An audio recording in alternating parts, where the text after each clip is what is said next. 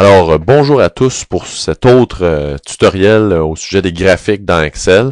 Donc, après avoir créé les graphiques, on va maintenant les éditer, les mettre à notre main. Et bien sûr, il faut avoir fait les deux tutoriels précédents là, sur la présentation d'Excel, sur la création de graphiques, pour être en mesure de bien comprendre tous les principes qui sont derrière le tutoriel présent. Une fois de plus, il s'agit d'un tutoriel pour les versions 2003 ou antérieure là d'Excel. Si vous avez 2007 ou 2010, ben à ce moment-là, ça sera traité dans un autre tutoriel. Donc, on va commencer sans plus tarder. Je vais fermer mon titre. Une des premières choses que j'ai abordées dans le tutoriel précédent au sujet de la création des graphiques, je vous ai donné la piste au niveau là, des titres. Vous voyez ici, là, j'ai indiqué là, cm2, donc centimètre 2 pour centimètre au carré dans le fond, là, et je voudrais ajuster ça. Je voudrais vraiment faire en sorte que ce soit un exposant. Donc, ce que je peux faire, je peux aller cliquer ici, et cliquer une deuxième fois pour obtenir vraiment une sélection là, du 2 en question. Et tel que mentionné dans le tout premier tutoriel sur la présentation d'Excel, on va utiliser un principe qui est récurrent lorsqu'on travaille avec Excel, c'est le clic droit. Donc, une fois mon 2 sélectionné, clic droit, et je vais aller dans le format du titre du graphique. Et vous voyez ici, j'ai plein d'options possibles. Je vais choisir, bien évidemment, exposant.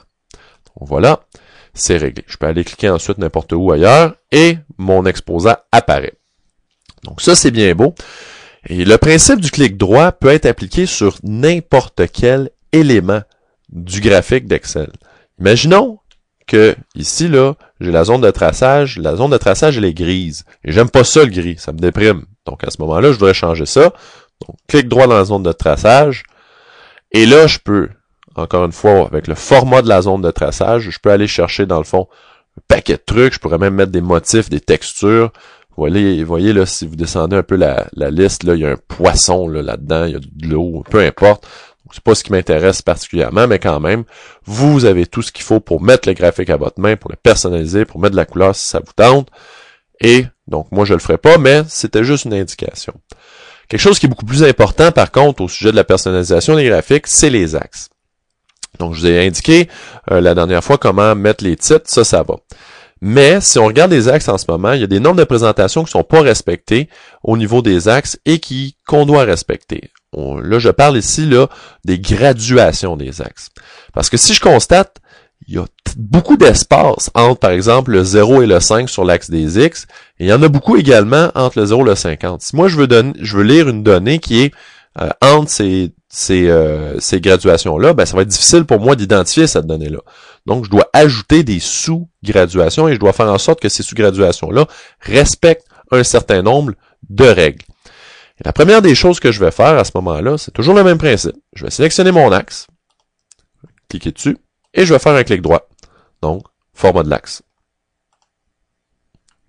Et ensuite, donc, lorsque je suis rentré dans le format de l'axe, vous voyez ici, là, j'ai plein d'options possibles. Et là, je constate que ma graduation principale apparaît. C'est marqué extérieur, donc ça veut dire que le petit trait apparaît à l'extérieur. Graduation secondaire, ben, il n'y en a pas, donc on va l'ajuster. Extérieur également. Et là, ça fait juste apparaître les graduations. Mais si moi, je veux m'assurer que les graduations sont conformes à certaines règles, je dois aller dans l'onglet Échelle. Et là, j'ai toutes les propriétés au niveau de l'axe des X dans mon graphique. Donc, mon minimum 0, mon max 45, unité principale, donc celle qui est accompagnée de l'étiquette 5, unité secondaire 1.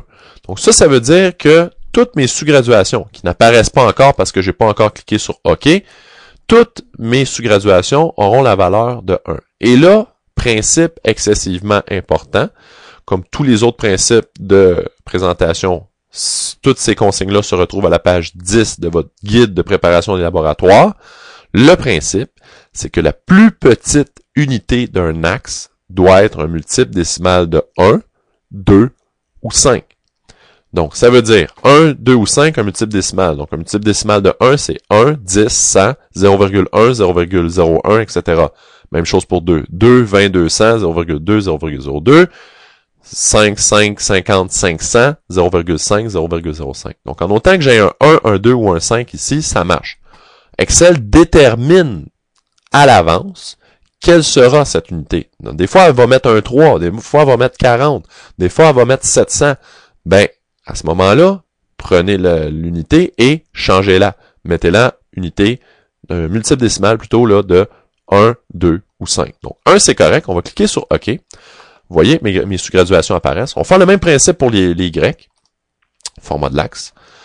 Donc, toujours avec le clic droit. Vous voyez ici, là, je suis déjà dans l'échelle. Je vais aller dans les motifs. Je vais m'assurer que ma graduation secondaire apparaisse, extérieure. Et je vais aller dans l'échelle. Vous voyez mon unité secondaire ici, c'est 10. Donc, ça fonctionne parce que, encore une fois, c'est un multiple décimal de 1. Donc, ça fonctionne. C'est un multiple décimal de 1, 2 ou 5. Donc, OK. Donc là, mes graduations sont présentes. Au niveau de la présentation du graphique, mes titres sont là, mes graduations sont là. Donc, c'est pas mal complet, là, je vous dirais, en ce sens-là. Ça s'en vient pas mal, pas pire. Quand même, il nous reste deux choses excessivement importantes à régler pour faire en sorte que notre graphique soit par contre complet. La première de ces deux choses-là, c'est d'ajouter une courbe de tendance. Et par courbe de tendance, je dis pas relier les points, parce que c'est pas ce qu'il faut faire ici. Il faut mettre une courbe qui va représenter l'ensemble du graphique. Pour ce faire, rien de plus simple. Donc, on va simplement aller cliquer sur un des points.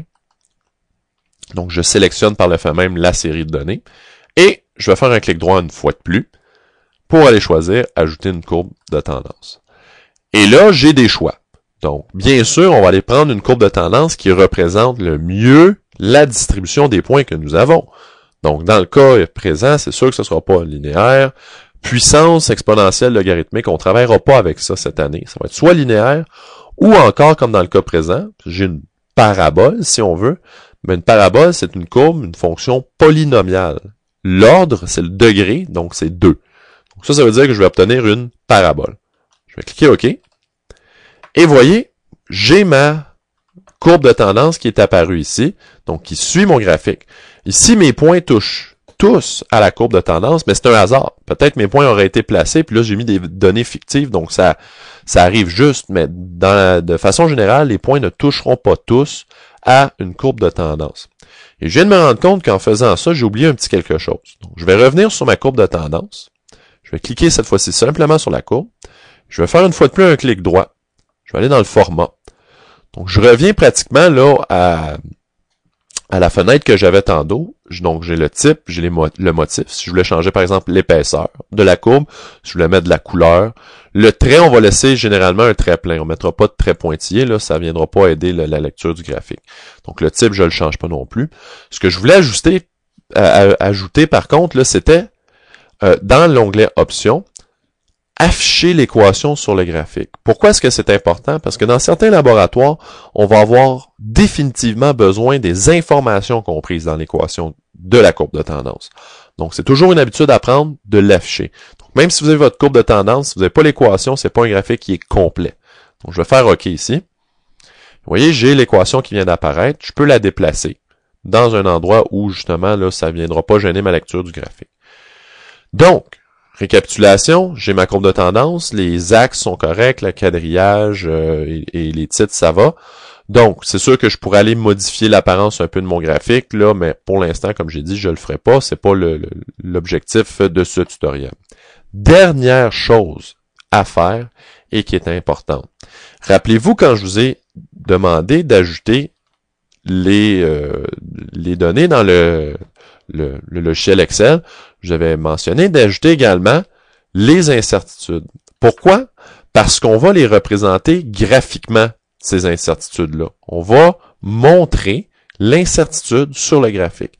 Et ça, on va le faire à l'aide d'un concept qu'on appelle la barre d'erreur. La barre d'erreur, c'est une petite barre qui nous indique que à l'intérieur de cet espace-là se trouve ma véritable donnée.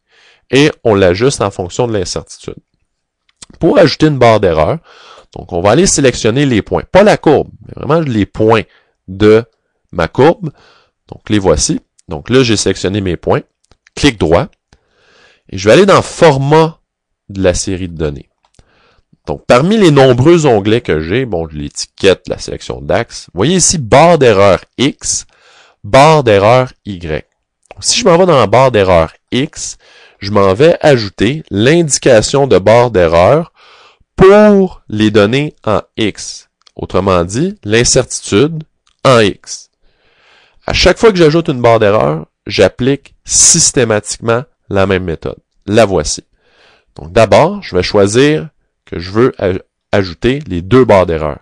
Quand on nomme une incertitude, on dit plus ou moins telle valeur. Mais le plus, c'est la partie négative, excusez-moi le contraire, là, le plus la partie positive, le moins la partie négative. Mais je vais afficher ces deux choses-là.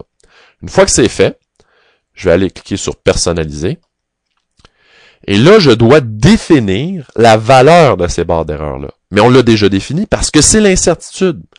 Donc, pour aller chercher l'incertitude, je vais aller cliquer sur le petit carré avec la flèche rouge. Et là, vous voyez, ma fenêtre change complètement. Donc, elle attend, le logiciel plutôt attend là que je donne des informations au sujet de l'incertitude. Donc, je vais retourner dans ma feuille 1 et je vais sélectionner toutes les incertitudes en X. Donc, pas le titre, pas rien d'autre, seulement que les incertitudes en X. Donc, dans ce cas-là, c'est toujours 1, mais quand même, je vais les sectionner comme ça.